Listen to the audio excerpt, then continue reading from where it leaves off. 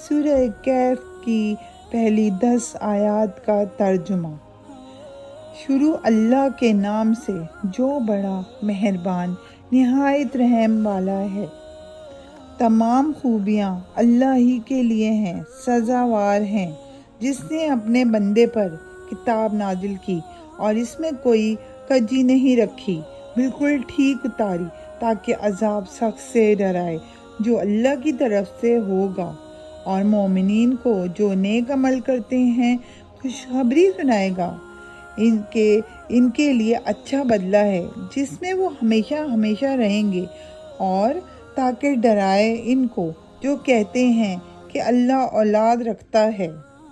ان کو اس بات کا کوئی علم نہیں ہے اور نہ ان کے باپ دادوں کو بڑی سخت بات ہے جو ان کے منہ سے نکلتی ہے۔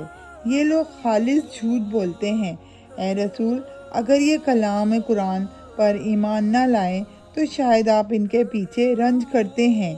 اپنے آپ کو ہلاک کر ڈالیں گے۔ جو چیزیں زمین پر ہیں ہم نے ان کو زمین کے لیے باعث زینت بنایا ہے تاکہ ہم لوگوں کی آزمائش کریں کہ ان کے کون زیادہ اچھا عمل کرتا ہے، اور ہم اس کو جو زمین پر ہیں نیست و نابود کر کے چٹیل میدان بنا دیں گے۔ کیا آپ خیال کرتے ہیں کہ غار والے اور لوح والے ہماری نشانیوں میں سے عجیب تھے؟ جب ان جوانوں نے غار میں پناہ لی تو کہنے لگے، اے ہمارے رب، ہم کو اپنے پاس سے رحمت عطا فرما اور ہمارے لیے کام میں درستگی کے سامان مہیا کر۔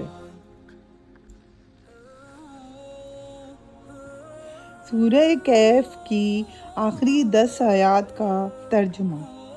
شروع اللہ کے نام سے جو بڑا مہربان نہایت رحم والا ہے۔ وہ جن کی آنکھوں پر میری یاد سے پردہ پڑا تھا اور حق بات سن نہ سکتے تھے، تو کیا کافر یہ سمجھتے ہیں کہ میرے بندوں کو میرے سوا حمایتی بنا لیں گے؟ بے شک ہم نے کافروں کی مہمانی کو جہنم تیار کر رکھی ہے۔ تم فرماؤ، کیا ہم تمہیں بتا دیں کہ سب سے بڑھ کر ناقص عمل کن کے ہیں،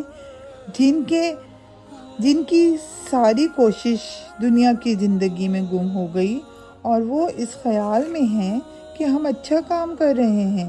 وہ لوگ جنہوں نے اپنے رب کی آیتیں اور اس کا ملنا نہ ملنا تو ان کا سب کیا دھرا سب عکارت ہے۔ تو ہم ان کے لیے قیامت کے دن کوئی تول نہ قائم کریں گے۔ یہ ان کا بدلہ ہے جہنم، اس پر کہ انہوں نے کفر اور میری آیتوں اور میرے رسولوں کی ہنسی اڑائی۔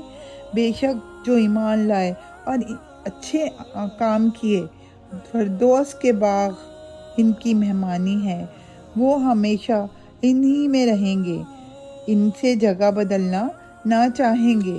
تم فرما دو، اگر سمندر میرے رب کی باتوں کے لیے سیاہی ہو تو ضرور سمندر ختم ہو جائے گا اور میرے رب کی باتیں ختم نہ ہوں گی، اگرچہ ہم ویسا ہی اور اس کی مدد کو لے آئیں۔ تم فرماؤ، ظاہر صورت بشرا میں تو میں تم جیسا ہوں۔